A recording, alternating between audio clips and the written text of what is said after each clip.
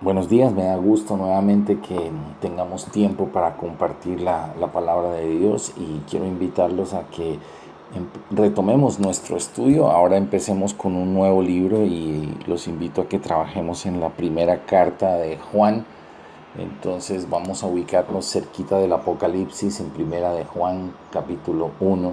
No el Evangelio de Juan, sino la primera carta de Juan que está, como les digo, al final de la Biblia. Y esta carta, la primera parte, empieza el versículo 1 diciendo lo que era desde el principio, lo que hemos oído. Noten cómo el lo que sale muchas veces, lo que hemos visto, lo que hemos contemplado y palparon nuestras manos tocante al verbo de vida.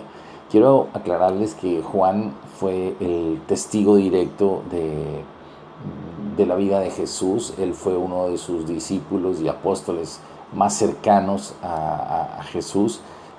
Con Pedro y Jacob eran los tres que más unidos estaban a él. Jesús, por alguna razón, armó como tres grupitos y dentro del grupo uno, el grupo más cercano, estaba Juan. Entonces él tiene la autoridad para decir que él lo ha escuchado, lo ha visto, lo ha contemplado y reconoce que está hablando de Jesús, Jesucristo, pero aquí lo presenta en un plano muy hermoso porque está hablando de Jesucristo, no solamente aquella persona que nos presentan las películas de Hollywood y es como Jesús, el hombre que vivió en la tierra, porque evidentemente así pasó, él nació, se hizo hombre, vivió en la tierra, murió en la cruz, pero resucitó y ahora la visión de Jesucristo es diferente. Él es todopoderoso, Él es Dios, Él es la segunda persona de la Trinidad, pero es Dios y está sentado en el trono.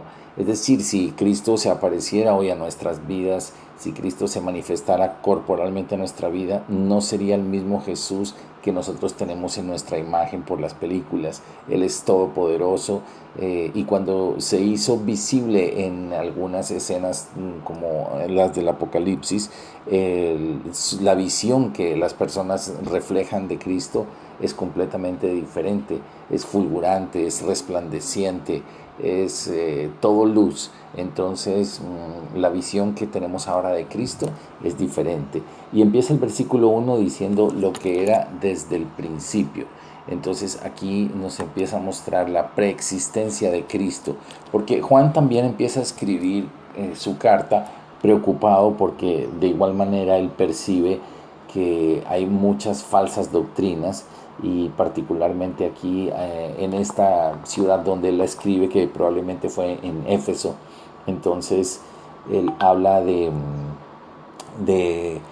una doctrina peligrosa que se estaba levantando, que es el gnosticismo, y el gnosticismo distorsiona la realidad de quién era Cristo. Habla que se tiene una revelación profunda para algunos iniciados y para algunos elegidos, y entonces empieza a tergiversar lo que es la verdad del Evangelio. Es decir, siempre hay una preocupación en los apóstoles porque hay siempre el deseo de los falsos maestros, de los falsos profetas, de introducir ese veneno en la enseñanza sana apostólica, y tal vez por eso escribe Juan esta carta que es escrita para todos en general. Entonces, como les digo en el capítulo 1, en el versículo 1, lo que era se refiere a toda la obra de Cristo, está hablando desde Jesucristo, que está desde el principio, igual que en su carta, en su libro de Juan, como inicia también el libro de Juan en Juan 1.1, también él empieza a hablar de que Jesucristo ha estado siempre con el Padre y algún día esta palabra se hizo carne y habitó entre nosotros. Y él dice lo que hemos oído, lo que hemos visto con nuestros ojos y lo que hemos contemplado y palparon nuestras manos tocante al verbo de vida. Muy probablemente aquí está haciendo referencia a aquel momento cuando Jesús aparece después de la resurrección en el aposento alto y los invita a los 11 discípulos a que toquen su cuerpo físico y Él les dice en Lucas 24:39, les dice: mirad mis manos y mis pies, que yo soy, que yo mismo soy, palpad y ved, porque un espíritu no tiene carne ni huesos, como veis que yo tengo. Entonces eso fue antes de su ascensión al cielo. Jesús se les presenta a ellos como un cuerpo glorificado y los invita. En Juan 20:20 también lo puedes encontrar: y cuando les hubo dicho esto, les mostró las manos y el costado, y los discípulos se regocijaron viendo al Señor. Entonces él les está enseñando aquí varias cosas, y esto es parte de la doctrina fundamental apostólica. Les enseña que Jesucristo es preexistente, o sea, que siempre existió, que siempre ha estado. Desde el principio era Dios, desde el principio, desde la creación del mundo también estaba allí, porque en Génesis vemos que cuando Dios habla, dice: hagamos al hombre a nuestra imagen y semejanza. Entonces habla ya de la preexistencia de Cristo, o sea, Él siempre fue Dios. Habla también de la resurrección, porque está hablando que ellos fueron testigos que Cristo se les presentó, y también rompe otra doctrina equivocada que se llama el docetismo, que algunos filósofos basados en doctrinas extrañas de Platón hablaban que probablemente una probabilidad es que Jesús estuviera aquí, pero no en cuerpo real, sino como una apariencia de cuerpo. Pero eso daña totalmente la doctrina cristiana.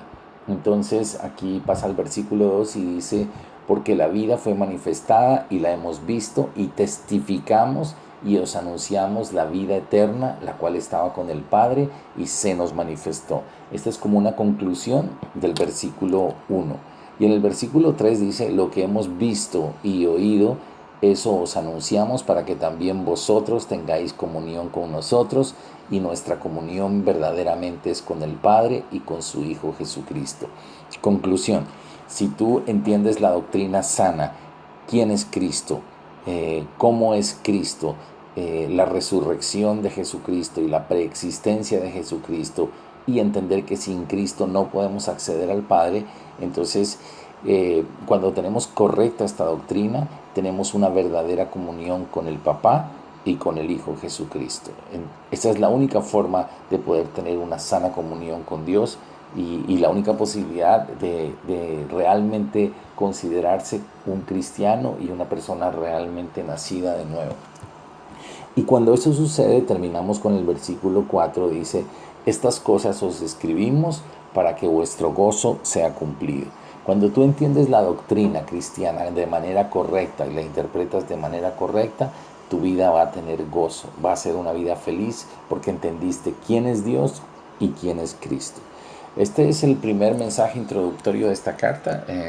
Mañana continuamos. Los bendigo, los invito a que la vayan repasando y estudiando anticipadamente, así todos vamos aprendiendo mucho.